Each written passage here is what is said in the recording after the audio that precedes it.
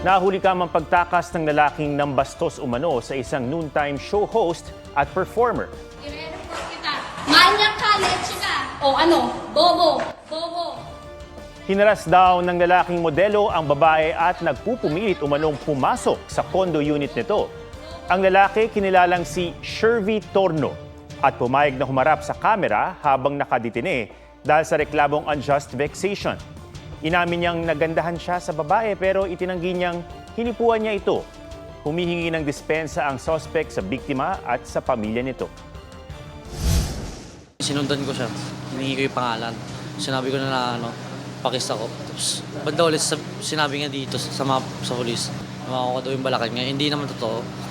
Tsaka pinasok ko daw sa unit niya, sa condo. Hindi naman totoo yun. Kaya ko tinulak konti yung pinto kasi inipit niya pa ako. Dapat nga bang obligahin ang anak na magbigay ng tulong sa kanyang mga magulang? Usap-usapan yan online kasunod ng pahayag ni Danny Barreto tungkol sa utang na loob. May report si Darlene Kai. Ng allowance kasi pinaaral kita. Hindi ka pwede magkaroon ng utang na loob sa isang bagay na dapat nilang gawin para sa iyo. Parang pinaaral kita, ginito kita, ganyan-ganyan. So dapat ito yung binibigay mo sa akin. Pumukaw ng diskusyon ang pahayag na yan ng pangalan ni Marjorie Barreto na si Danny sa kanyang podcast. Para sa ilan, hindi obligasyon ang pag-give back sa magulang kung hindi sa gisag ng respeto at pagmamahal. Hirit naman ng isang netizen, choice ng anak ang pagtulong sa magulang. Gaya niyang nagkusang tumulong at hindi pinilit ng ina na magbigay.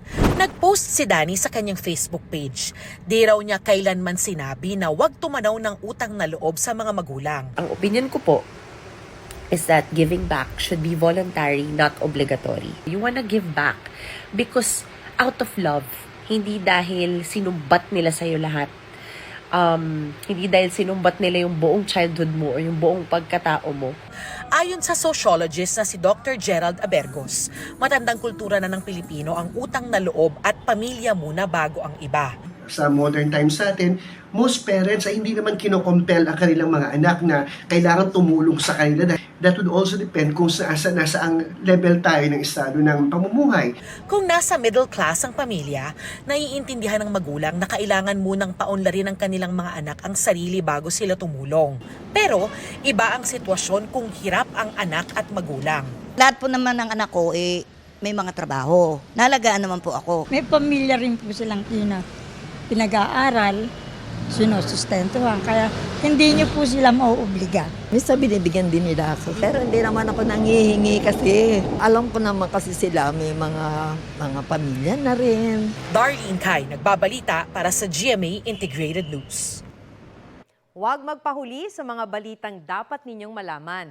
Mag-subscribe sa GMA Integrated News sa YouTube. Sa mga kapuso abroad, subaybayan nyo kami sa GMA Pinoy TV at sa www.gmanews.tv.